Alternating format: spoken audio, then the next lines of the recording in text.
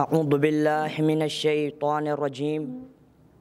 بسم اللہ الرحمن الرحیم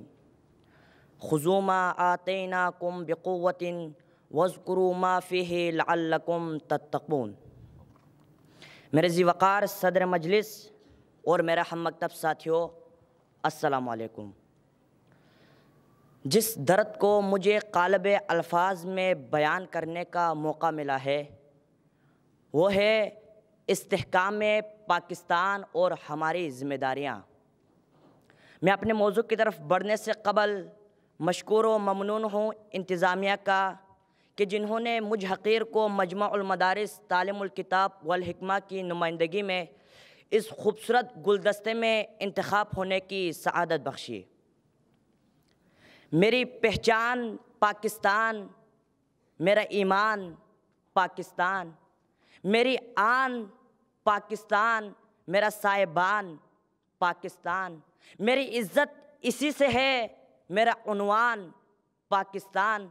غموں کی بھیڑ میں شان میرا گلزار پاکستان، اور یہ دعویٰ نہیں ہے میرا اعلان و عنوان استحکام پاکستان۔ میرے ذی وقار سامعین، میں 75 سال سے سانس لیتا پاکستانی ہوں، اس دھرتی پہ پلتا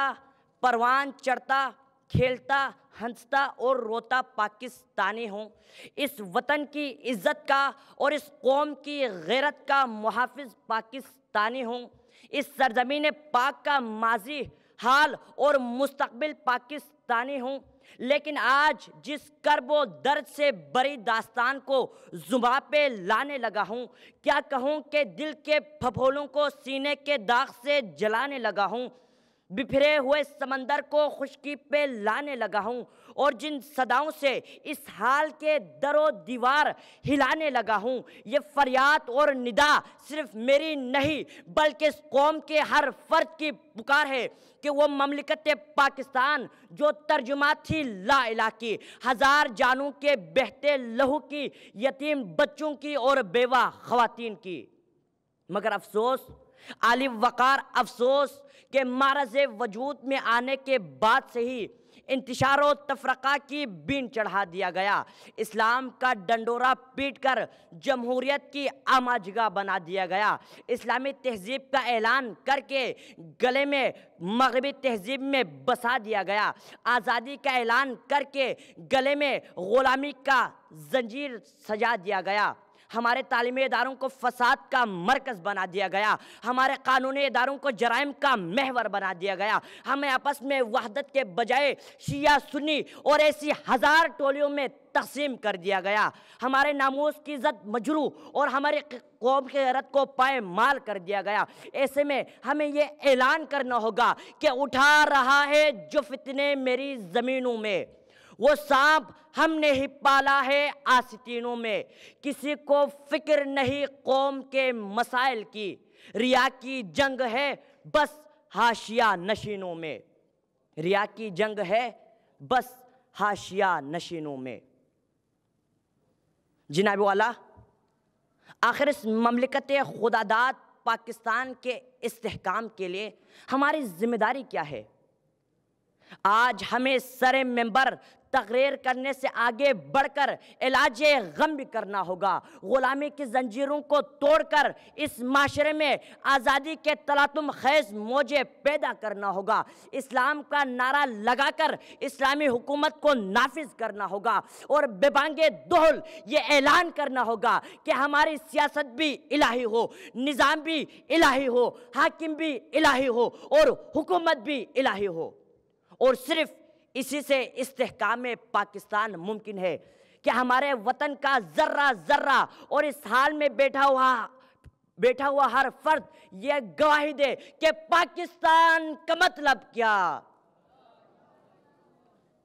آج ہمیں اس لا الہ کے سائے میں وَاعْتَصِمُوا بِحَبْلِ اللَّهِ کو اپنا شعار بنانا ہوگا، آپس میں نفرت و عداوت کے بجائے محبت و الفت کو اجاگر کرنا ہوگا، آزادی کو فقط اپنے نعروں کی حد تک محدود رکھنے کے بجائے اپنی فکر، اپنے نظام اور اپنی تعلیم میں عملی جامہ پہنانا ہوگا، مسلکی تعصب سے نکل کر اسلام کا پرچم لہرانا ہوگا، مغربی تہذیب کو چھوڑ کر اسلامی تہذیب کو سر عام کرنا ہوگا، اور اپنی تعلیمی اداروں سے فساد و فحشا کو نکال کر امامت کی تعلیم کا پرچار کرنا ہوگا۔ بقول اقبال، سبق پھر پڑھ صداقت کا، شجاعت کا، عدالت کا، سبق پھر پڑھ صداقت کا، شجاعت کا، عدالت کا، لیا جائے گا تجھ سے کام دنیا کی امامت کا۔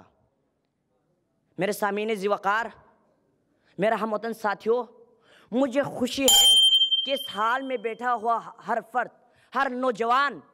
ملک عزیز کے استحکام کے لیے بیتاب ہے۔ میں انہی بیتاب اور زندہ دل نوجوانوں کو یہ پیغام دینا چاہتا ہوں کہ اٹھو،